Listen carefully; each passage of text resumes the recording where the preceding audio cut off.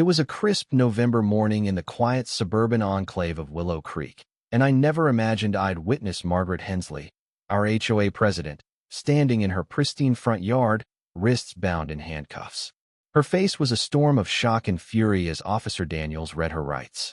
Behind her, a sea of American flags fluttered proudly in the breeze, a vivid display of red, white, and blue that mocked her downfall.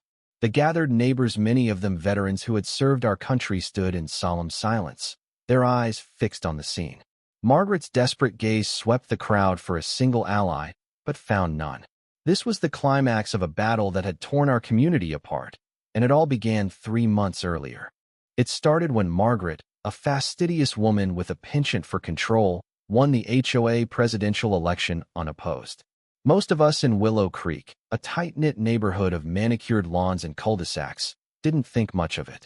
But trouble brewed at her first official act, an emergency meeting to discuss what she called community enhancements. I joined about 30 other residents in the community center, expecting talks of new flower beds or pool repairs.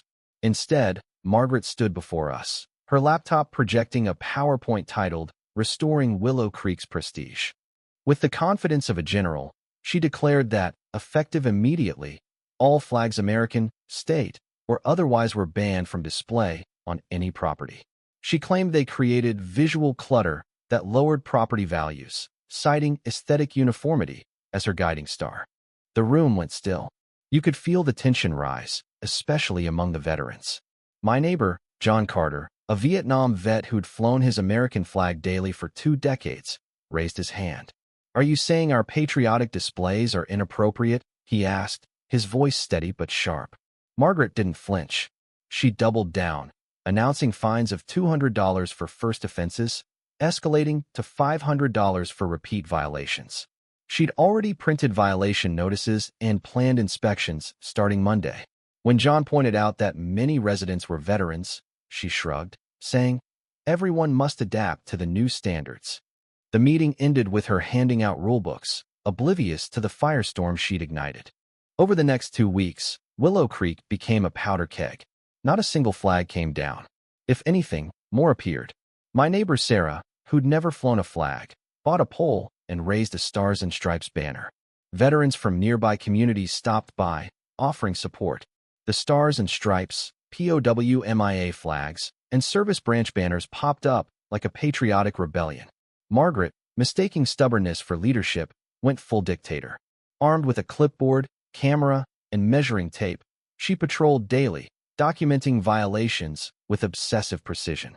I watched her one morning spend nearly an hour photographing John's flag, even measuring its distance from the sidewalk. She was building cases, she said, and no one would escape her wrath. Fines began hitting mailboxes like unwelcome bills, each notice more aggressive than the last. Margaret discovered she could tack on penalties for continued noncompliance and disregard for community standards, and she relished it. Residents whispered about fighting back, but the breaking point came on a chilly Tuesday in late October. I was working from home when shouts erupted across the street. Peering out, I saw Margaret on old Mr. Thompson's lawn, not on the sidewalk, but on his private property, yanking his American flag from its bracket. Mr. Thompson, an 83-year-old Korean War vet, shuffled out with his walker, demanding answers. Margaret, red-faced and unhinged, screamed that his refusal to comply with multiple notices justified her confiscating the flag as evidence. What Margaret didn't know was that Willow Creek had installed security cameras after a spate of package thefts. Her trespass was caught on 4 different feeds. Mr. Thompson's grandson, living next door, saw it all from his garage and shared the footage. By evening, the video reached the local Veterans Association, and the response was swift. This wasn't just an overzealous HOA president anymore. It was an attack on an elderly veteran's dignity. The veterans mobilized with military precision. Within 48 hours, every home in Willow Creek flew flags, American, POWMIA, Marine Corps, Navy, you name it. Our street looked like a 4th of July parade. Local news caught wind, and by Friday, TV vans lined our quiet street. Margaret, who loved attention, got more than she bargained for. Channel 5 aired the story, looping the footage of her ripping down Mr. Thompson's flag. Veterans gave calm, powerful interviews about their service and their right to honor it. Margaret's phone interview was a disaster. Her claims of enforcing legally binding rules sounded desperate and out of touch. The story exploded online, turning our neighborhood spat into a national scandal. By Monday, Margaret faced more than angry neighbors. The district attorney received complaints about her harassment of elderly residents, and the state HOA board launched an investigation. Her fines, it turned out, exceeded legal limits, and her methods violated property rights and due process laws. The final showdown came on a crisp Wednesday morning. Margaret marched to Mr. Thompson's house with a court order demanding flag removal. When John and others asked to see it, it was just an HOA notice on fancy letterhead of fake.